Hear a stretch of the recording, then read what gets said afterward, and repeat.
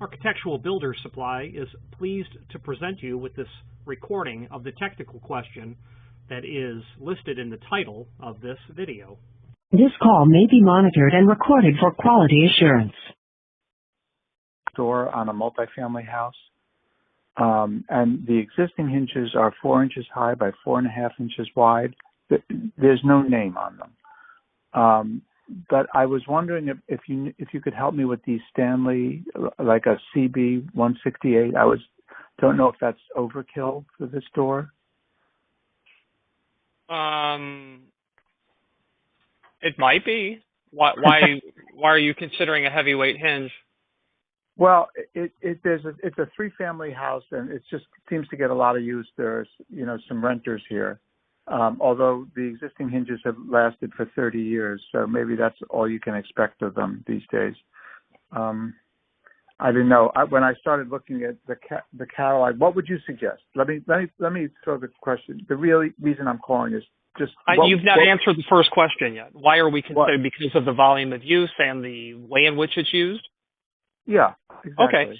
So when you consider, we have to know what the thickness is of the existing hinge. If it's 134 thousandths or 130 thousandths, well, you said the hinge is 4 inch, so you don't have an option for a heavyweight in a 4 inch. So you'll be relegated to a standard weight hinge.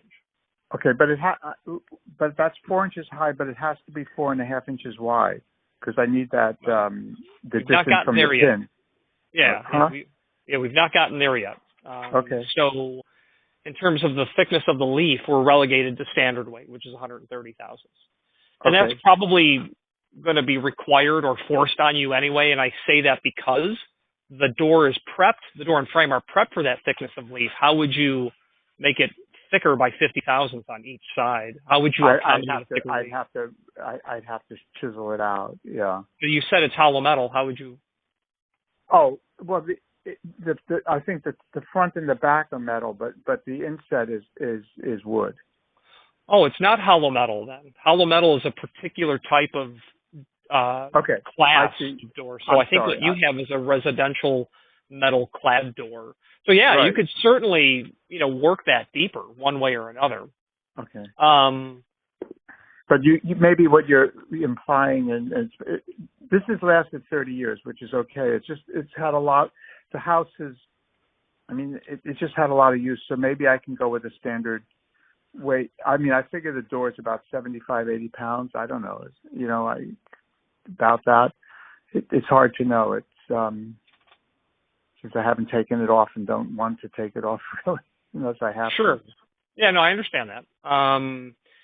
So,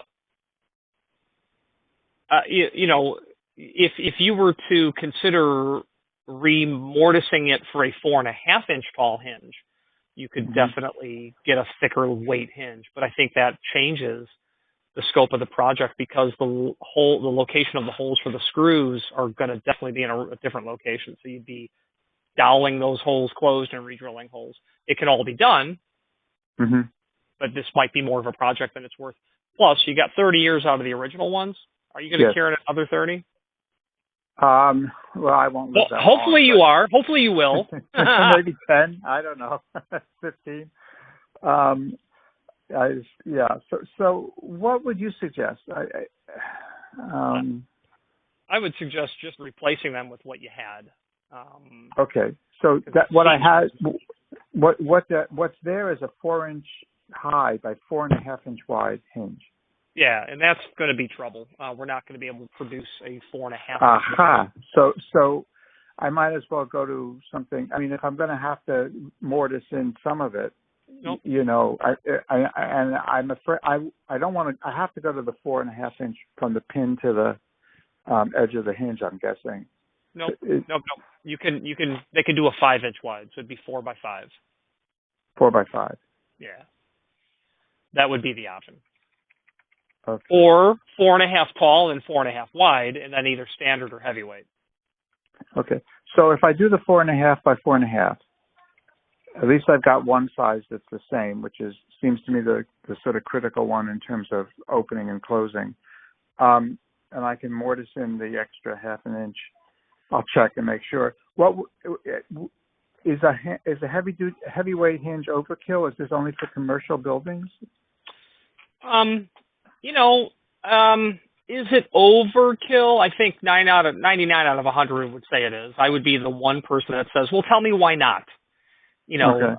I mean, someone might argue, well, we've got 100 doors and every hinge is another $8. That's why. Okay, that's legitimate. You're certainly never going to need to replace that door with a heavyweight, those hinges ever again, would be my opinion. But in a residential application with a metal-clad door,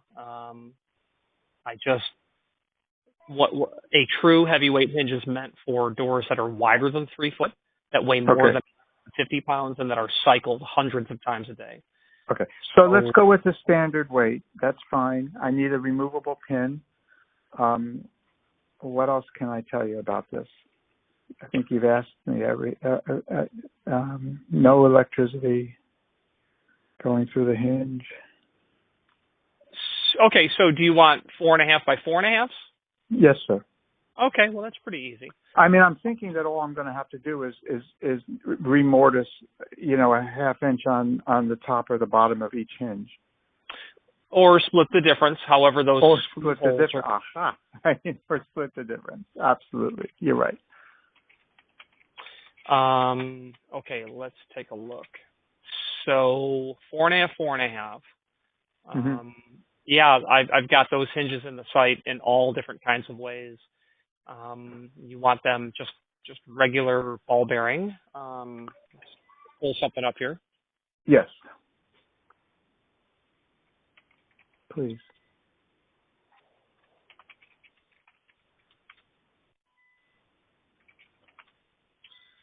Okay, 4.5, 4.5.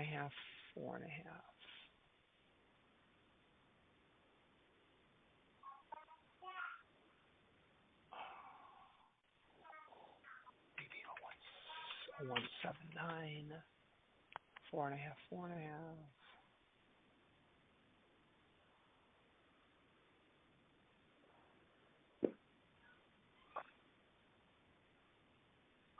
You want satin chrome or polished chrome?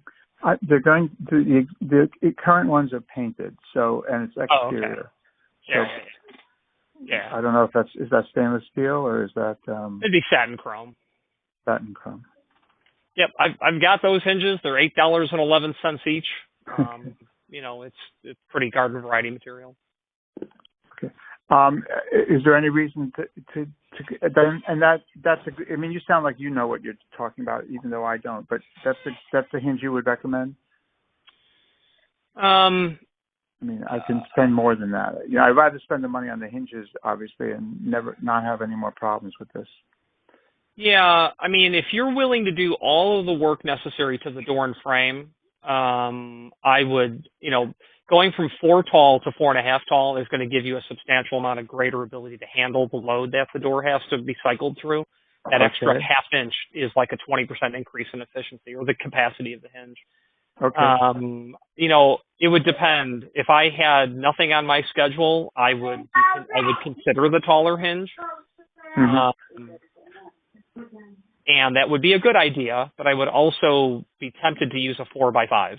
And the only reason I wouldn't use the 5-inch wide and a 4-inch tall is because it's going to hang off the door an extra 1/4 inch, which may not be advantageous compared to where you are now. What I'm saying is projecting hardware is always is never ideal.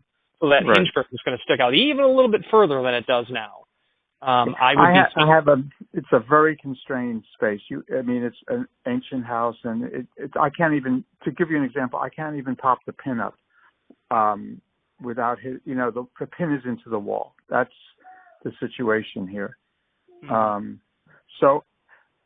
If you're willing to do the carpentry work, I would go with the 4.5 tall hinge because that wide throw hinge, it's going to be 4 times the cost of this hinge.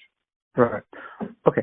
So, can you tell me how to order this on your site? And I'm just going to check and make sure. Yeah. I'm going to go out and measure. Just tell me so I imagine 3 is what you need. Right. So just tell me your email, and I'll email you a quote, and then you'll know exactly what the item is. Perfect. So it's just all letters. It's the letter J, followed by P as in Peter. Architectural Builders Supply hopes you have enjoyed this program. Again, thank you for watching, and if you've enjoyed this video, please click thumbs up, please subscribe, and maybe even send the video to someone that you know. Thank you.